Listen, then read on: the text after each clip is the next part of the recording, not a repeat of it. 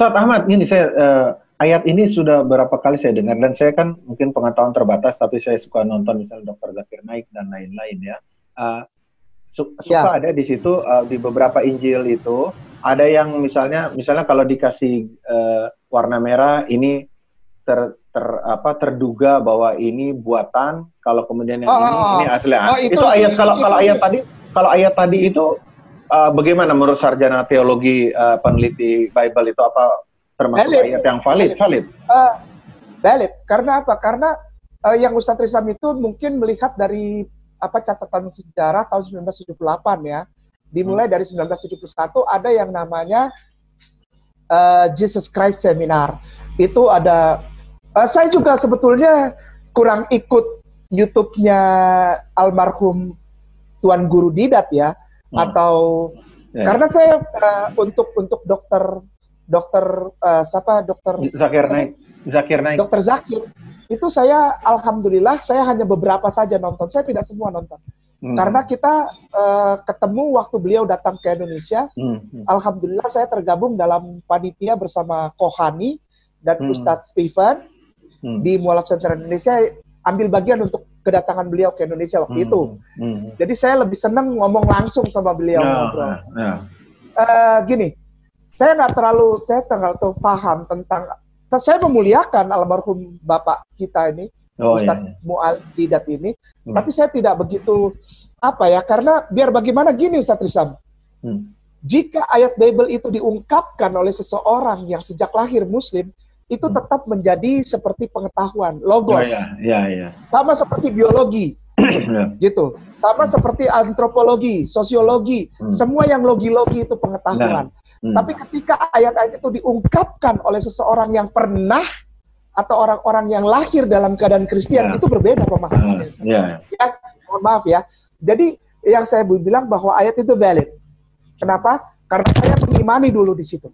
Dan saya belajar sampai saya belajari bahasa aslinya. Kalau di dalam yang disebut New Testament atau kitab perjanjian baru itu bahasa aslinya Yunani koine, kalau yang Tanakh atau Torah Nevi'im Ketubim atau yang disebut perjanjian lama atau Old Testament itu ada dua bahasa di sana, bahasa Hebrew, bahasa Ibrani, dan bahasa Aramea. Begitu. Kalau yang saya ucapkan valid. Saya tidak bergantung kepada yang Ustadz Rizam bilang, ada yang warna merah, warna enggak. Saya valid karena saya di situ imani gitu. Saya nggak bergantung kepada Jesus Christ Seminar. Demikian Ustadz. Takutnya kan begini, pas misalnya kadang-kadang kan dalam misal pas saya pakai ayat ini, itu anulah gitu misalnya, mungkin untuk lari dari apalah, untuk menghindar, untuk memenangkan perdebatan lah. Jaminannya gini aja, jaminannya saya pernah di sana gitu. Baik Ustadz. Ustadz Agus, Ustadz Ahmad Kainama, manggilnya Agus terus ya, karena dari dulu puluhan tahun manggil Agus terus temennya.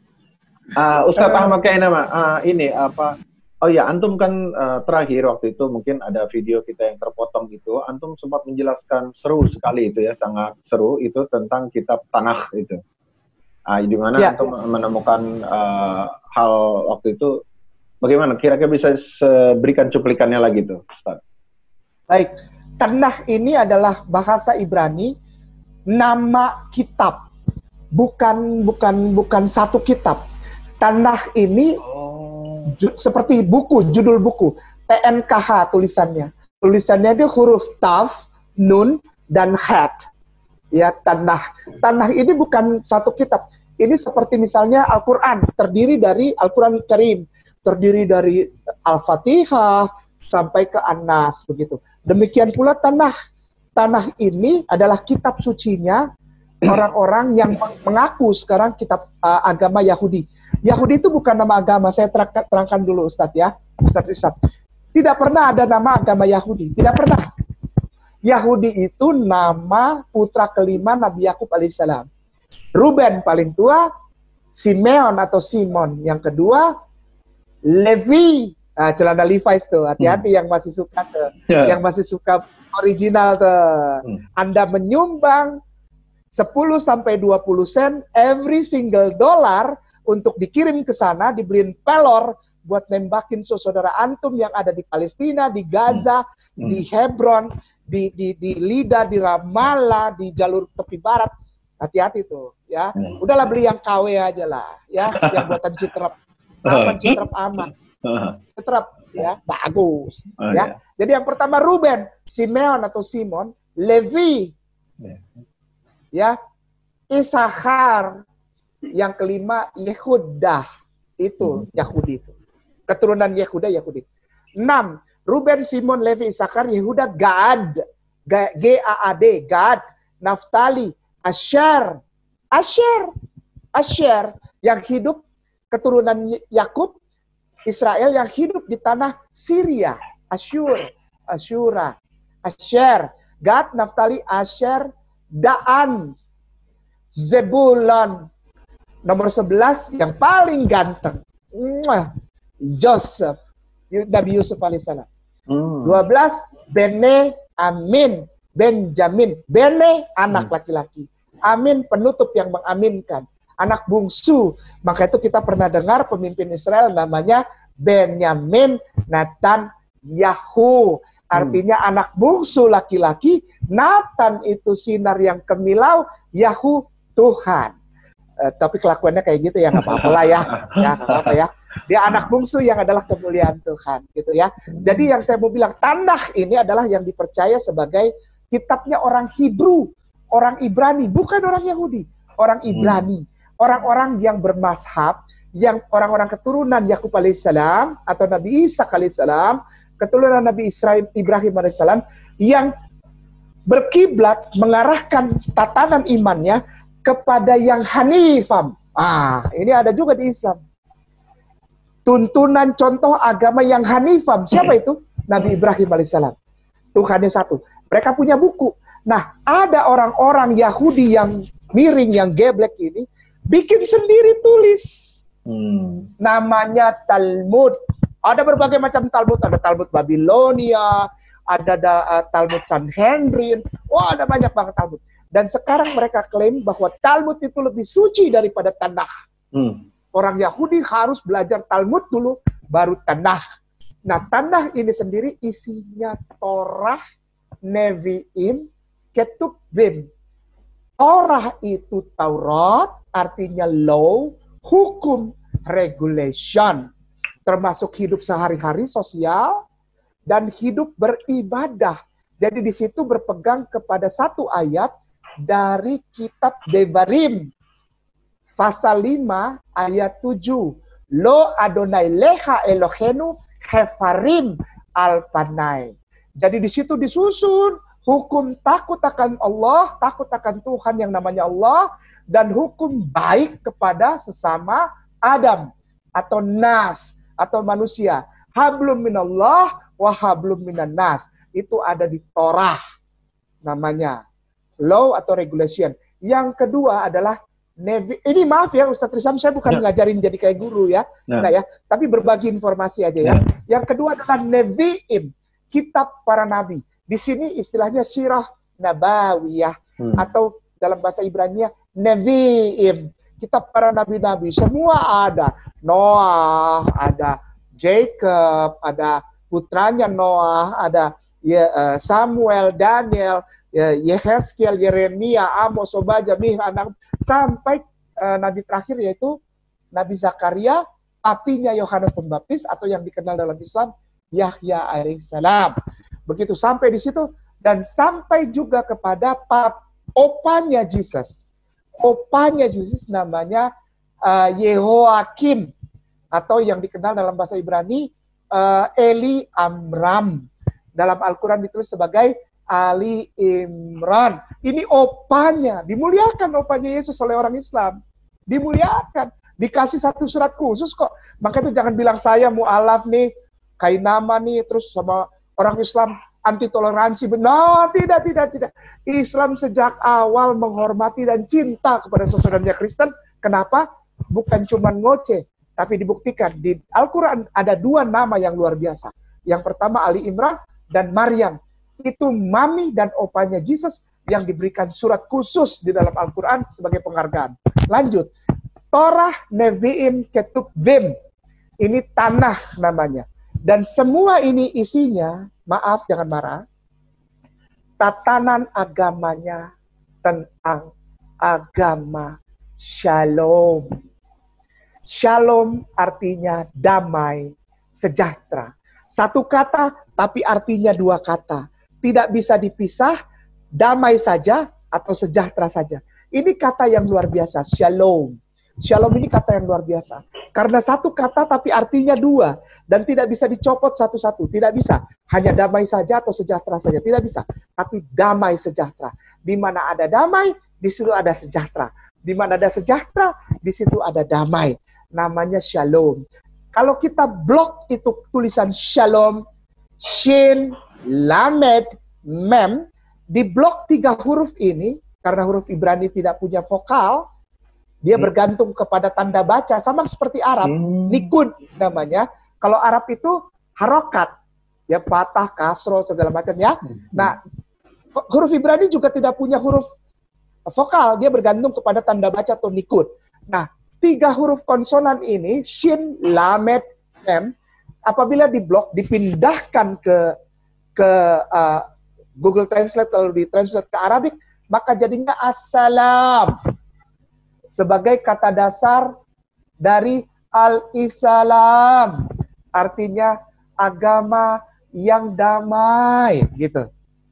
Nah, saya bilang, loh, tatanan semua tanah, isi tanah, Torah, Nevim, Ketuvim, kok ini tatanan ibadahnya salam dan disebutkan sebagai orang-orang yang mengikuti Ustadz Rizam, orang-orang yang mengikuti tanah itu ada sebutannya.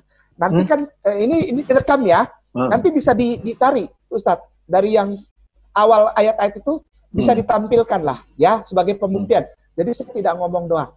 Nah, Ustadz Rizam di dalam tanah itu disebutkan orang-orang yang menyembah Tuhan yang benar, namanya Allah. Torah, kitab Bible yang asli dalam bahasa Ibrani, itu menyebutkan Tuhan namanya. Bukan Tuhan Yesus, bukan. Namanya Eloah. Dan huruf Eloah ini, jika diblok, dibawa ke Google Translator, ditranslate ke huruf Arabik, maka dia akan menjadi Allah. Iseng-iseng aja, Eloah. Eloah itu Allah. Nah, orang-orang yang menyembah Allah di dalam tanah, itu ya, menyembah.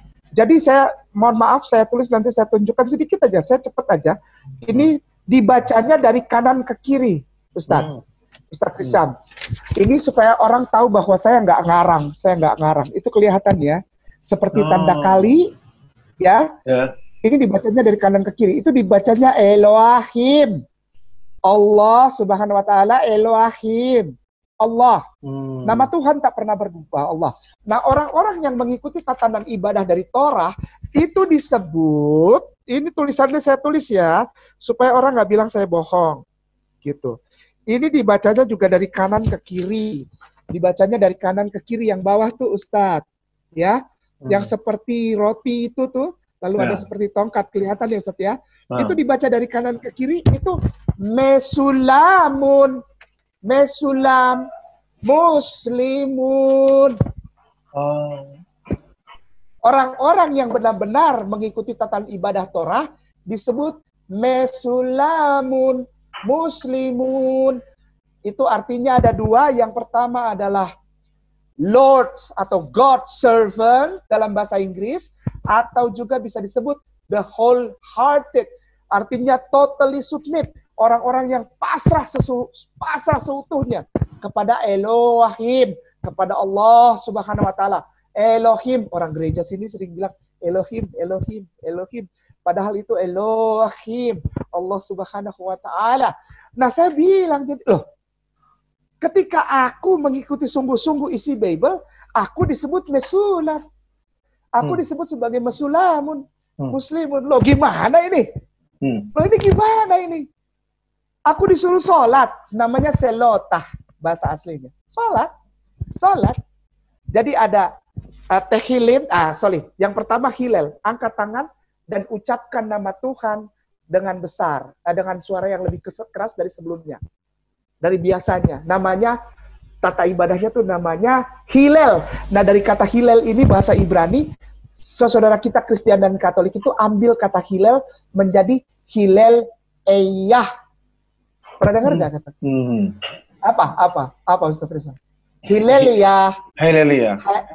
Haleluya sebetulnya. Haleluya itu artinya takbiratul ihram sebetulnya. Pembukaan rukun ibadah awalnya mengucapkan nama Tuhan dengan lebih keras dari biasanya. Hilal. Hilal ya. Hilal. Ini di bahasa Ibrani nih ya? Ya iyalah. Habis bahasa apa? Sunda. Habis Sunda mah tepara kan. Baru dak di eta di Jembatan Merah. Ya, kurang jadi itu bahasa Ibrani yang antum temukan di kitab tadi ya. Iya. Nah, hilal ini adalah perlakuan atau tingkah laku awal ketika kita menjalankan liturgia itu atau tata ibadah itu. Jadi mengangkat tangan sambil mengucapkan dengan keras nama Tuhan, lebih keras dari biasanya. Tidak terlalu keras, tidak terlalu lembut, sedang, tapi lebih keras dari biasanya. Apa yang disebut? Barak Hashem Eloah Gadol. Eloah Allah de Gadol Akbar. Besar, huge, gigantical, great is Allah. Ada lagu saudara kita itu dulu, ada lagu saudara kita di gereja yang sampai sekarang masih dinyanyiin itu, great is thy faithfulness. Itu diambil dari sana. Eloah Gadol, artinya Allah yang besar, Allah yang great, Allah, the great Allah. Itu bahasa Arabnya, Allahu Akbar. Kitabnya yang mencatat ini adalah, nanti bisa dicek ya, saya direkam ya, jadi supaya Ustadz Rizam bisa buktikan, ini si musisi pensiun yang satu ini bohong apa enggak. Kitabnya namanya kitab Nehemia, sampai sekarang masih ada itu kitab. Di Bible yang sekarang bisa dibaca kok. Nehemia, pasal 8, ayat 6. Kitab Nehemia, biasa Nehemia. Nehemia, pasal 8, ayat 6. Pertama angkat tangan, Hilal. Eloah Gadol atau Allahu Akbar. Habis itu namanya Tehilim atau pujian. Tehilim. Taruh di perut, lalu angkat lagi Hilal, lalu taruh tangan di kedua lutut. Namanya Tehilah. Yang pertama lipat tangan namanya Tehilim, lalu Hilal lagi, lalu Tehilah. Artinya mengumandangkan puji-pujian. Nah biasanya orang Yahudi sampai sekarang bacanya Baruk ata Adonai Eloheinu melech ve'olam. Baruk ata Adonai Eloheinu melech ve'olam. Rahmat seluruh alam, rahmatan lil alamin. Begitu. Ini bukan campur aduk ya Ustadz ya. Nanti ada Ustadz yang marah. Kayak nama itu, ya si musisi pensiun satu itu mencampur adukan antara ayat Yahudi yang kafir dengan enggak. Saya ini mengucapkan ini karena ini adalah dasar historikal, gitu ya. Riset saya bukan mencampur adukan antara kekafiran dengan ayat suci Al-Quran, enggak lah, enggak ada niat ke situ ya. Bukan membenar-benarkan atau membandingkan, enggak. Ini hasil riset saja, data historikal gitu loh, ya. Mencoba mencari benang merah mungkin ya. Ya, nah pasti ada tuh. Lalu setelah taruh tangan di atas lutut, namanya tehilah. Lalu yang terakhir adalah menaruh wajah di atas tanah. Namanya proskueno. Proskueno. Jadi dari berdiri, hilal, lalu diam, tehilim, lalu hilal, lalu tehilah, lalu proskueno. Lalu duduk di antara proskueno, lalu proskueno lagi. Lalu berdiri, habis. Tidak ada rokaat-rokaatan. Gitu. Nah saya mikir, ini selotah ini, aku harus lakukan kalau aku beriman kepada Bible, kan gitu. Dan ketika aku melakukan apa yang aku imani sebagai firman Tuhan di dalam Bibleku ini, aku disebut Mesulam, Muslim yang selotah, Muslimun yang sholat. Loh gimana bos? Ini kan terjadi kontradiksi ya di dalam hatiku sendiri gitu kan. Apa kontras banget gitu loh. Cari lagi. Orang-orang yang boleh selotah adalah orang-orang yang di dalam kitab Keluaran. Catat lagi. Keluaran pasal 3 ayat 5. Dibilang orang-orang yang boleh selotah itu mau masuk selotah, tanggalkan kasutmu, lepas alas kaki. Loh, gimana? Lalu Keluaran pasal 30 ayat 20. Nanti bisa dicek semua ini. Bisa dicek ini. Ini musisi pensiun yang satu ini. Cek aja. Keluaran pasal 30 ayat 20. Setelah lepas alas kaki, tanggalkan kasut, memasuk rumah ibadah, melakukan selotah, berwudu dulu. Setelah berwudu, lihat ke diri masing-masing. Jika aku laki-laki, apakah aku berkhitan atau tidak? Khitan. Fresh. Khitan. Sunat. Di dalam kitab, iya, sunat. Di dalam kitab pasal 17 ayat 3 dan kitab Lukas pasal 2 ayat 21. Karena Yesus melakukan selotah, melakukan sholat. Tuhan, yang dulu aku percaya sebagai Tuhan itu, dia sholat. Sholat ke siapa? Dia lepas alas kaki. Kenapa dia lepas alas kaki? Orang itu rumah dia kok. Kenapa dia harus berwudu? Dia kan Tuhan, kenapa harus berwudu? Dia maha suci gitu.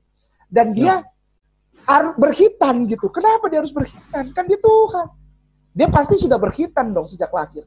Nah, aku berkhitan gitu. Nah, setelah itu kalau perempuan harus berhijab. 1 Korintus pasal 11 ayat 6. Dan tidak dalam keadaan menstruasi. Lalu aku tidak makan ibab, B2 bos. Ibab, tidak boleh makan RW. Tidak boleh makan makanan yang haram, hewan-hewan haram, dan yang tidak baik. Jadi di sana pun ada halalan wal toyiban, ada. Diatur. Tidak boleh minum anggur dan alkohol. Sementara yang selama ini aku jalankan, membawa anggur ke dalam rumah ibadah, lalu dibilang ini perjamuan kudus. Ini bukan menyerang, bos. Ini bukan menyerang iman Kristen, bukan, bos. Tapi aku hanya patuh kepada Bible. Aku patuh kepada Bible, tapi kok ketika aku patuh kepada Bible, aku condong menjadi Islam. Ini kan nggak benar, bos, sebetulnya. Tidak boleh minum anggur dan alkohol. Lalu tidak boleh melakukan riba, lalu tidak boleh, semuanya itu Islami. Loh, saya bingung ini ada apa. Dan yang terakhir adalah syarat untuk menjadi mesulam yang di depan kita bahas tuh, di tanah tadi tuh, syarat untuk melakukan selotah kepada Allah dan diterima sebagai mesulam penyembah Elohim itu, Allah Subhanahu wa Ta'ala itu, apabila engkau setelah nabi-nabi termasuk Yesus ini mengikuti orang-orang yang di zaman akhir, di hari-hari akhir, engkau akan diterima selotahnya, engkau akan diterima sebagai seorang mesulam apabila engkau mengikuti ayat Yesaya pasal 5. Ini pelan-pelan, ini gumbang. Yesaya pasal 5 ayat 16. Sekali lagi, Yesaya pasal 5 ayat 16. Di sana tertulis demikian, bahasa Ibraninya. Hiko mamatakim hekullo Muhammadim zedwadi vezerei benoat Yerushalaim. Masya Allah. Dan yang tadi bukan Yesaya, maaf. Kitab Shir Hoshirim, ya, Shir Hoshirim, atau yang dikenal dengan kitab Song of Solomon yang barusan tuh. Maaf, bukan Yesaya. Song of Solomon 5, ya. Song of Solomon 5 ayat 16. Shir Hoshirim pasal 5 ayat 16. Dan Yesaya pasal 42 ayat 1. Hen Abdi Ahmad. Hen Abdi Ahmad. Orang-orang di hari-hari terakhir, kalau mau disebut sebagai mesulam, muslimun, dan dia adalah sebagai penyembah Allah atau Elohim yang benar, dia boleh selotah kalau orang-orang setelah nabi-nabi terdahulu yang hidup di hari akhir atau menjelang kiamat ini beriman, mengikuti tatanan Yesaya pasal 42 ayat 1, Hen Avdi Etmak atau Ahmad. Saya baca ini di Dead Sea Scroll, Qumran, gulungan kitab laut mati, Qumran, nama gua-guanya itu Qumran. Ditulis di situ Heneh Avdi Ahmad. Tolong jangan diedit ini, karena nanti insya Allah ada saudara Kristen yang suka marah sama saya yang nonton. Saya baca ini di kitab Isaiyah, gulungan kitab laut mati atau Dead Sea Scroll, goanya namanya Qumran, di tempat gulungan itu ditemukan Qumran, tulisannya Heneh Avadi Ahmad. Udah ya. Yesus bilang di dalam kitab Yohanes pasal 16 ayat 13, Feruah Ahmad, Feruah Ahmad akan datang setelah aku, laki-laki yang namanya Ahmad. Dan terus saya mau gimana lagi, Ustaz Rizal? Aku tidak membenci, aku tidak menyerang iman sebelum aku syahadat. Aku tidak anti toleran. Aku tidak nyari uang dari keislamanku. Aku cuma mau bilang kok, boleh dong. Kan banyak juga murtadin yang bersaksi di gereja tuh, maki-maki Rasulullah. Nggak ada orang Kristen yang berkeberatan. Di negeri ini ada orang murtadin, maki-maki Rasulullah, maki-maki Ummul Mukminun Siti Aisyah radhiyallahu anhum, maki-maki sahabat Rasulullah, maki-maki hadits, maki-maki Al-Quran. Banyak di YouTube. Tapi orang Kristen diam aja. Kenapa aku yang memuliakan Bible justru aku diserang? Maka itu aku ingin agar melalui sahabat Yamima, lembaga, dan juga Ustadz Rizam yang membina kami di musisi pensiun, terbukalah untuk ini.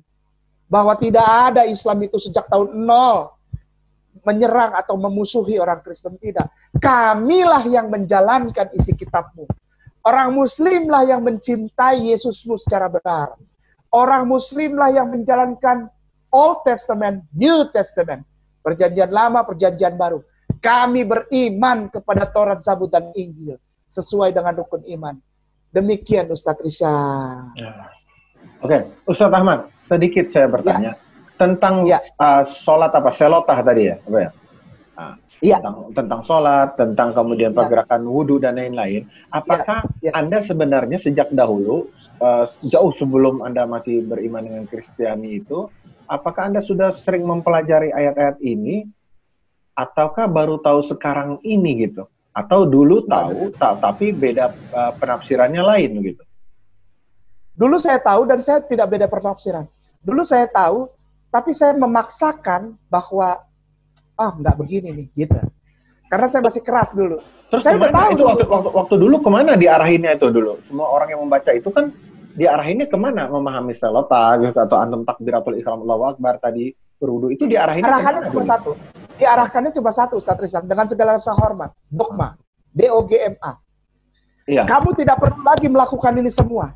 Karena Yesus sudah mati di kayu salib untuk ini. Oh.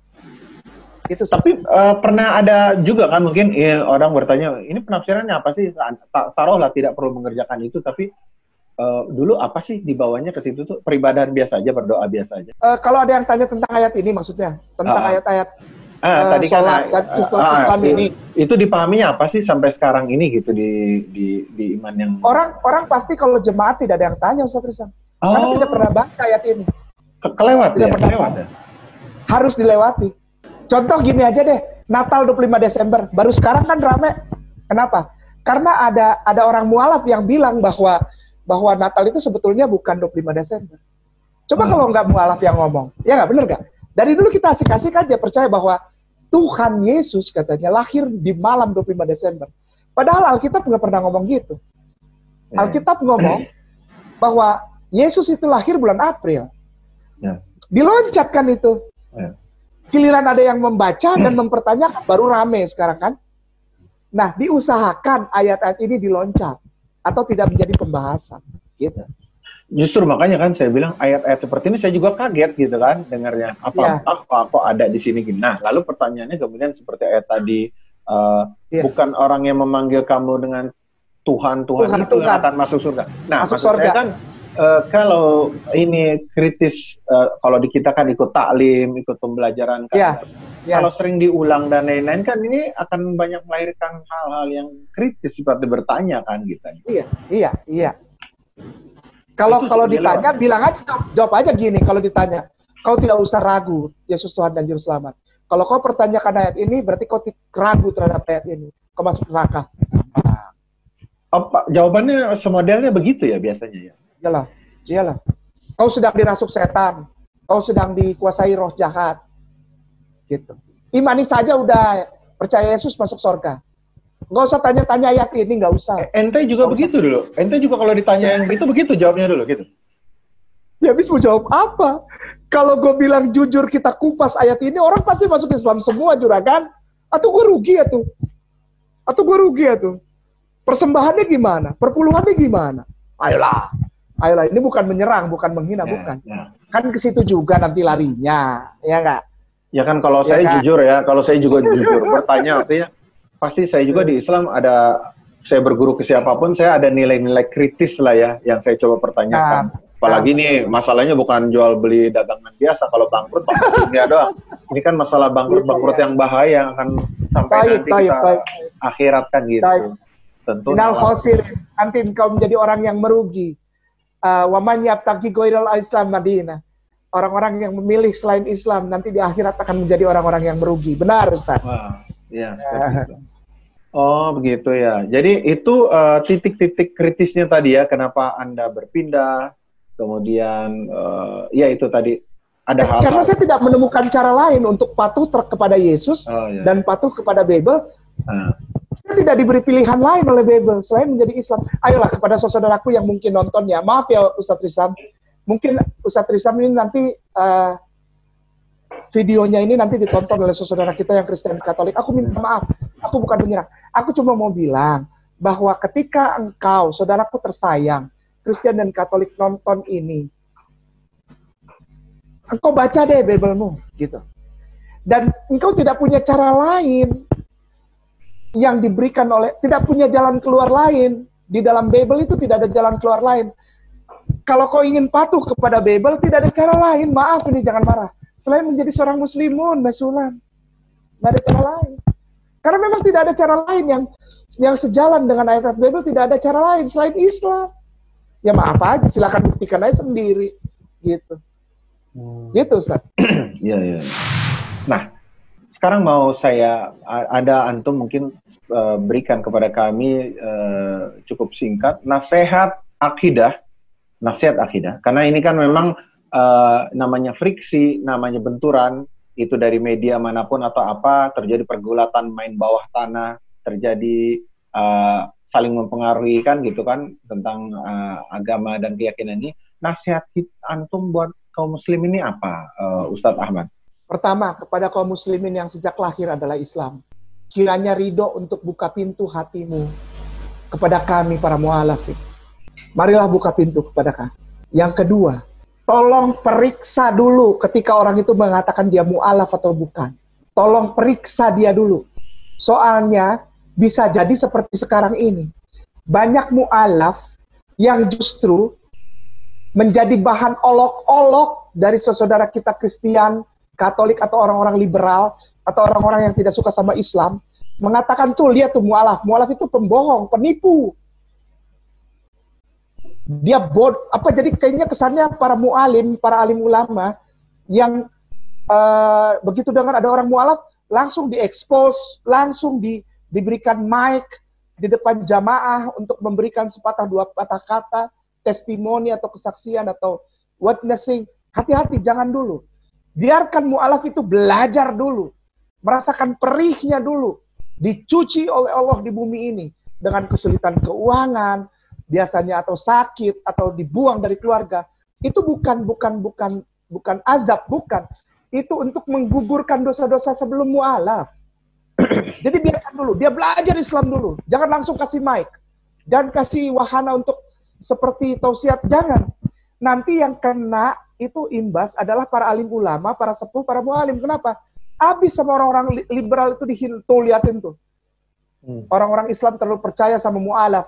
Ternyata dia penipu, pembohong. Habis nanti mu'alaf. Jadi ada dua macam. Mu'alaf yang benar-benar mu'alaf. Dan mu'alaf yang justru membuat orang Islam yang dari lahir Islam malu. Mempermalukan Islam. Nah yang ketiga, mu'alaf yang suka mengeluh. Suka mengeluh banget. Mengeluh. Jadi begitu jadi Islam, gue gak punya duit, gue sakit-sakitan, dibuang keluarga, gak ada kerjaan. Ini mengeluh melulu. Orang Islam seperti ini saya mau bilang sama mereka, hey, kamu sengsara setelah Islam? Iya Ustadz Kay. Sebelum Islam kamu hidupnya baik-baik? Iya Ustadz Kay. Ya udah balik ke sana. Balik ke Islam. Balik ke sana. Balik. Islam gak butuh orang-orang seperti kamu. Islam adalah rahmatan lil alamin. Ketika kita baca surat Al-Baqarah 257, Allahu waliyu ladina amanu. Ya, yukhrijuhum minazulumati ilan nur. Allah itu walimu. Coba bayangin, itu kurang apa lagi? Allah pemilik bumi dan seluruh isinya menjadi walimu dan mengeluarkan kau dari kegelapan kepada cahaya. Terus lu bilang, enggak, ini bukan Islam, ini bukan mu'alaf, maaf. Dia justru ingin menjatuhkan Islam. Yang terakhir, yang keempat, selalu ini saya ulang-ulang kalau ada yang tanya, apa pesan terakhir? Saudaraku yang mulia, para muslimin, muslimat, mukminin, wal mu'minat, dimanapun Anda berada. Engkau yang sejak lahir Islam, ajari kami dengan tingkah lakumu. Gitu. Ada engkau bilang, aku lahir dari Islam, tapi nggak pakai jilbab. Malah menyerang orang yang pakai jilbab, pakai cadar. Ustadz dimusuhi. Kalau kau tidak setuju sama ustadz itu, cari ustadz yang kau setujui, gampang aja. Ya, tapi jangan musuhi ustadz dan para alim ulama serta para habaib. Apalagi engkau bilang engkau dari lahir, saudaraku muslimin dan muslimat, mukminin wal mukminat, yang menamai dirinya Islam liberal, Islam moderat. Aku mau pesan saja. Bagaimana engkau bisa mengajari kami yang mualaf? Kalau kau masih pakai baju minim, nongkrong di kafe, angkat tangan sambil mabok, melakukan one night stand atau cinta satu malam, lalu bilang itu biasa-biasa saja. Aku juga Islam, tapi nggak begitu-begitu amat. Loh, engkau bukan Islam, makanya engkau tidak begitu-begitu amat. Kepada engkau yang sejak lahir Islam, ajari kami yang mu'alaf dengan tingkah lakumu dan kehidupan Islami sehari-hari. Tuntun kami. Kami tidak mengajari engkau, tapi kami belajar dari engkau para muslimin dan muslimat. Kepada ada orang yang ngetop itu di YouTube apa? Saya nggak boleh sebutkan nama sih ya, nggak boleh. Dia praktisi pengajar universitas the best in Nusantara in Indonesia. Dia dosen, tapi dia menyerang terus orang Islam. Dan sekarang dia bikin video-video YouTube menyerang mu'alaf. Sementara dia tidak pernah mengajari para mu'alaf. Dia bilang katanya, tuh lihat tuh mu'alaf tuh sekarang ngetop. Padahal mu'alaf itu orang yang baru belajar. Ada orangnya, antum tahulah. Seorang yang YouTuber sejati, dia influencer, dia dosen universitas ternama di Indonesia ini. Number one lah. Tapi dia justru memusuhi mu'alaf. Dia nggak pernah ngasih ilmu apa-apa, tapi dia maki terus mu'alaf, dia maki Habib, dia maki Ustadz, dia maki Islam. Tapi dia bilang dia lahir Islam. Nah tolonglah kami jangan seperti itu. Kalau memang kami salah, ajari kami. Melalui apa? Melalui tingkah lakumu yang bisa kami lihat. Insya Allah, Islam adalah rahmatan lil alamin. Jangan takut kepada yang sejak Islam dari lahir. Jangan takut untuk mempertontonkan your identity. You are the Muslim. Jangan malu pakai gamis. Seperti orang-orang sekarang nggak malu rambutnya diwarnain merah, kuning, hijau, di langit yang biru. Kenapa jadi orang Arab, niru orang Arab nggak boleh? Sementara niru Korea boleh. Jangan malu ikutin Rasulullah. Kenapa kau malu meniru Rasulullah? Sementara meniru para penyanyi yang Korea itu, yang kebanyakan bunuh diri itu kau mau. Kau tidak malu. Tapi mengikuti Rasulullah kau malu. Itu insya Allah. Masya Allah. Waduh, luar biasa ya nasihatnya dari Ustadz Ahmad Kainama, musisi pensiun 2 nih. Ini musisi pensiun 1, musisi pensiun 2. Oke, satu lagi ya, Ustadz Ahmad, terakhir ya. Oke, terakhir ya, cita-cita harapan pribadi antum, dan juga mungkin cita-cita dan harapan buat kaum muslimin apa? Tadi kan nasihat, kali ini cita-cita antum ke depan apa? Antum? Cita-cita saya, saya sudah dirintis, jadi saya bukan cuma cita-cita kosong, tapi saya berikhtiar untuk mewujudkan cita-cita itu. Insya Allah anak saya Atta tinggal di Madinah dan sekolah di Madinah. Sekarang sekolah di Madinah? Belum. Insya Allah ke sana. Insya Allah. Karena dia alhamdulillah nggak seperti abahnya. Dia panggil saya abah. Dia umur 6 tahun kemarin telah selesai. Saya nggak ngajarin. Eminya atau ibunya ini nggak ngajarin juga. Dia belajar dari para ustazah dan ustadz. Umur 6 tahun dia sudah selesai hafal juz amma dan juz 29 selesai. Sekarang ini dia umurnya 6 tahun. Nanti tanggal 28 dia 7 tahun. Sudah kelas 2 tapi. Dia 7 tahun kelas 2 SD? Iya, karena waktu itu alhamdulillah dapat undangan dari sekolah Arafah. Karena dia hafal. Karena dia hafal juz 30 dan juz 29. Maka itu dia langsung masuk dan sebetulnya belum cukup umurnya untuk kelas 1, tapi dia masuk. Dan sekarang sudah kelas 2. Jadi dia tanggal 28 ini dia 7 tahun dan dia sudah masuk ke Al-Baqarah dan sudah hampir selesai untuk Ali Imran. Jadi dia sudah, jadi 30 sudah selesai, 29 dan sekarang naik dari atas. Saya nggak ngajarin, tapi itu programnya para ustazah. Saya ingin Allah izinkan aku ridho untuk bawa Atta tinggal dan belajar di, insya Allah belajarlah di Madinah. Amin. Dan insya Allah cita-citaku kepada kaum muslimin di seluruh Republik Indonesia ini. Mari ukhuwah Islamiyah. Aku panggil engkau akhi, aku panggil engkau ukhti. Mari kita ukhuwah Islamiyah. Kepada para muslimin, masih banyak yang suka geli lihat orang pakai jenggot panjang, jidat hitam, pakai gamis. Kenapa geli? Ya, mari. Kalau kau tidak mau pakai gamis ya nggak apa-apa. Kalau kau tidak mau pasang jenggot tidak apa-apa. Kalau kau tidak mau jidat hitam ya tidak apa-apa, itu hakmu. Tapi mari kita berkasih sayang. Mari kita kuatkan, patuh, tunduk. Itu cita-cita saya. Semuanya ukhuwah Islamiyah. Agar apa? Agar negara kita dikeluarkan dari kesulitan. Negara kita insya Allah dikeluarkan dari lilitan utang. Diatur oleh orang lain. Oleh orang bukan bangsa kita. Diangkat segala masalahnya. Diberikan menjadi negara yang baik, thayyiban, ya.